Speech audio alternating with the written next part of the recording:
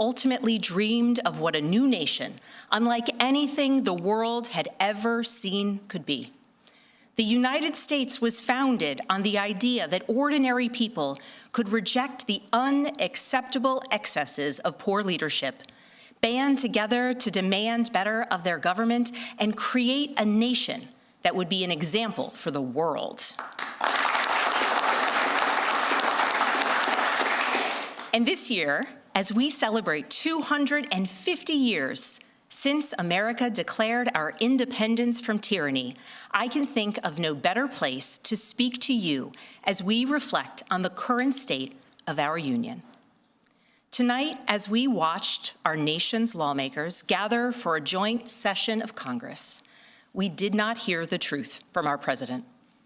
So let's speak plainly and honestly. And let me ask you, the American people watching at home, 3 questions.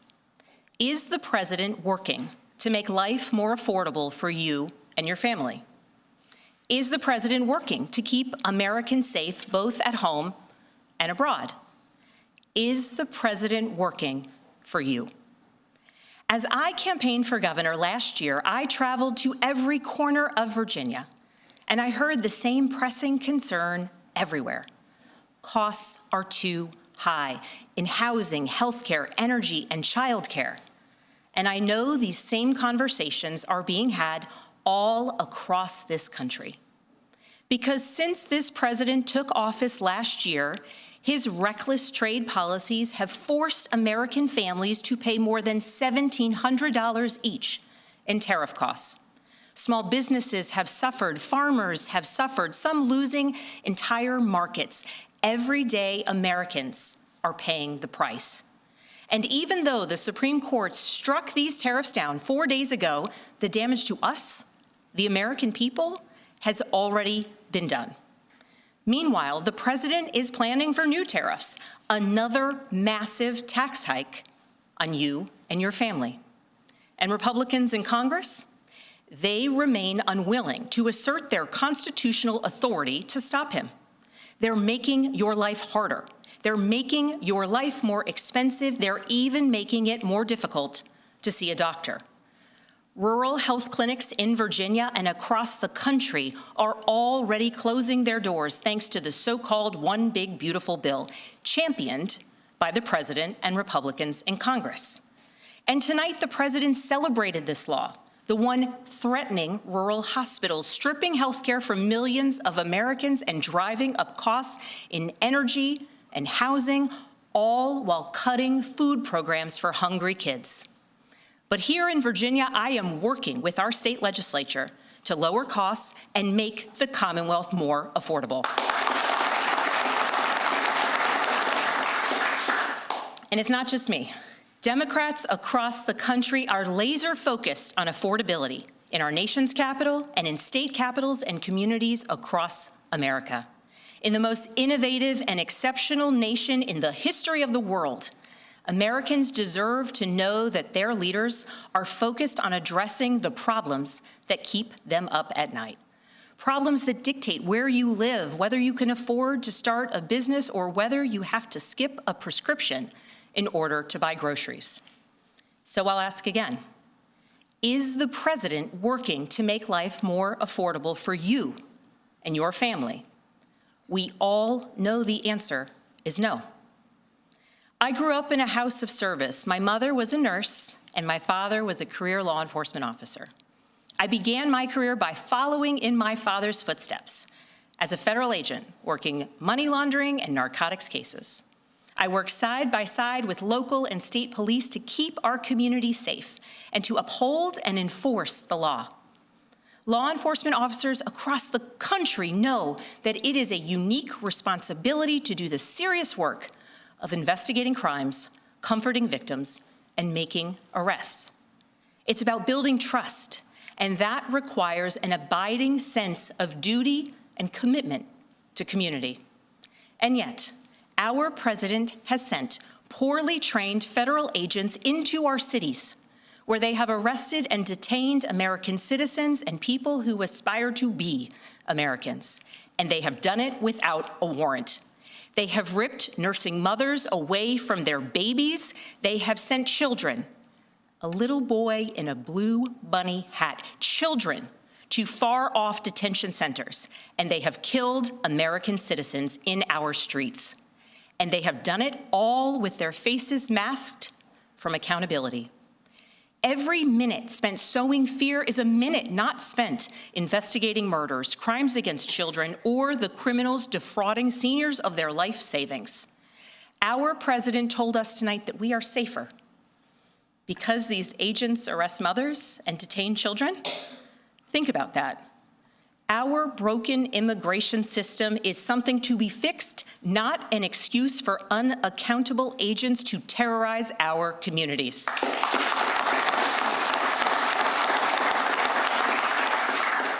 After working in law enforcement, I continued my career of service as a CIA officer, working undercover to protect the United States and our allies from global threats, terrorism, nuclear weapons, and the aggression of adversarial nations around the globe.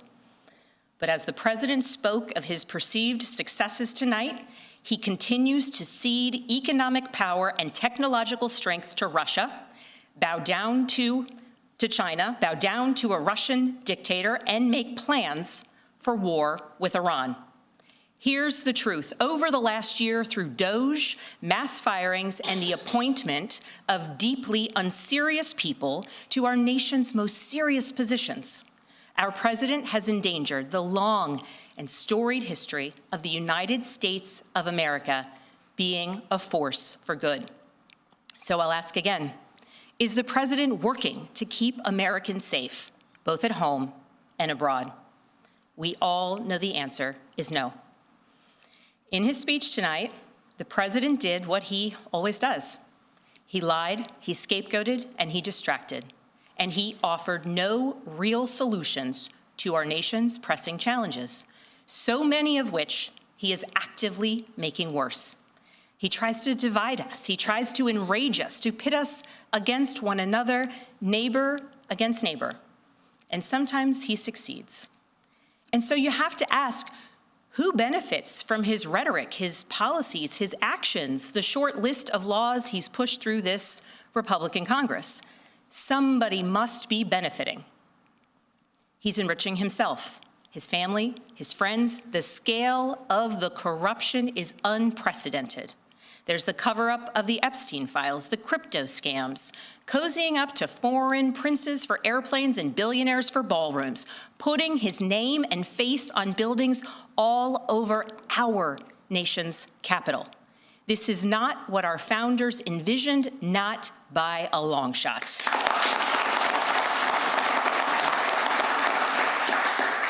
So I'll ask again, is the president working for you? We all know the answer is no. But here's the special thing about America.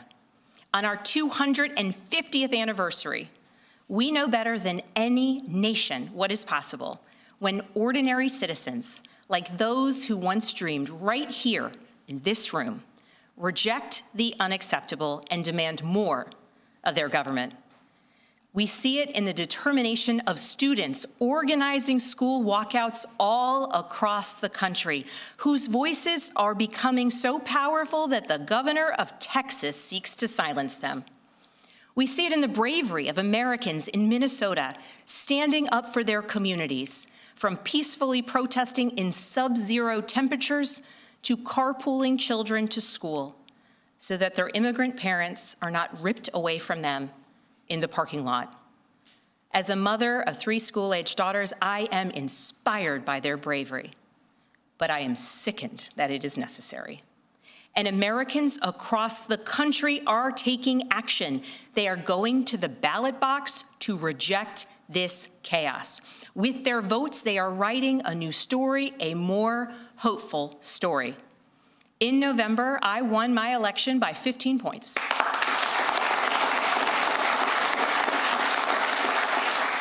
And we won 13 new seats in our state legislature. Because voters decided they wanted something different. Our campaign earned votes from Democrats, Republicans, independents, and everyone in between, because they knew as citizens they could demand more, that they could vote for what they believe matters, and that they didn't need to be constrained by a party or political affiliation.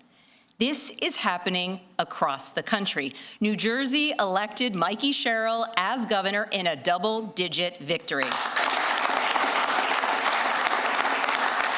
Democrats flipped state legislative seats in places like Georgia, Iowa, Mississippi, and Texas. The list goes on and on.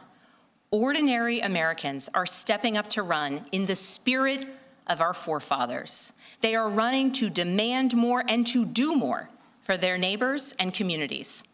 I know the story well. I first ran for office in 2018 alongside dozens of other Democrats who did the seemingly impossible, flipping 41 seats in Congress. In my case, I was the first Democrat elected in 50 years, swinging our district 17 points. Those who are stepping up now to run will win in November because Americans, you at home, know you can demand more, and that we are working to lower costs. We are working to keep our communities and our country safe, and we are working for you.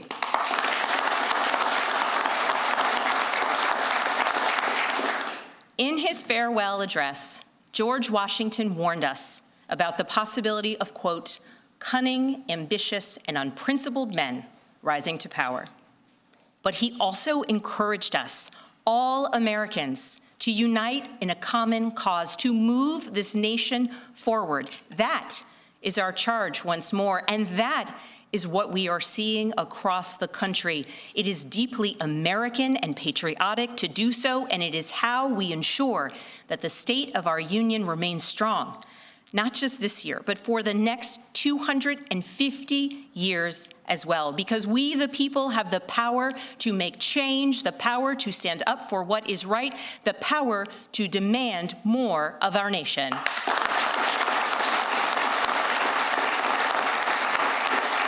May God bless the Commonwealth of Virginia, and may God bless the United States of America.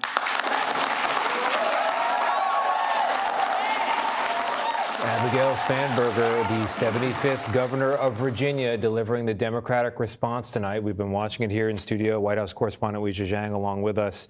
It's a difficult job. She's out of prime time. The president made sure of that. How'd she do? Well, Governor Spanberger won in November, and her victory was a real wake-up call for Republicans and for the Trump administration. And it is remarkable that she is now taking the two issues that President Trump used to win just a short time before her victory to turn it on its head and appeal now to voters to say, look, he might have won on promising the economy would get better and that his immigration policies would make you as Americans feel safer and more secure. But she's asking a simple question. Has he followed through? And she is arguing that the answer is no.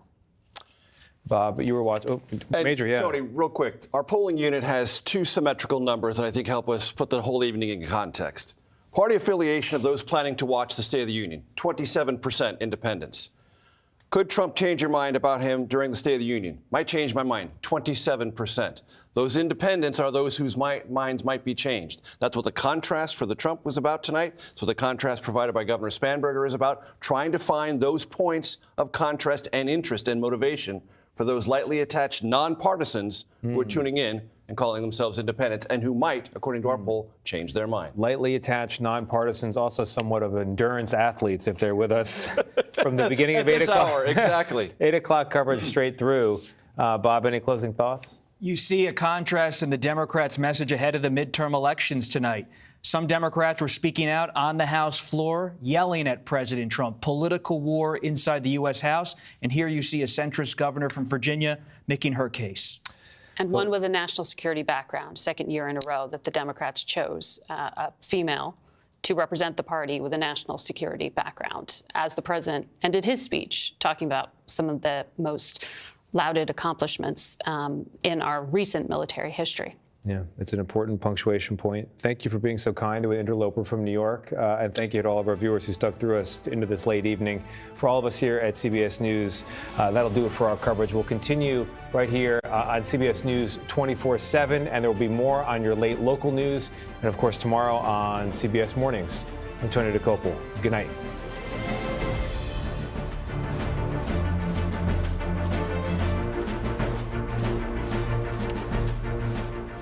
And we are back. CBS News coverage.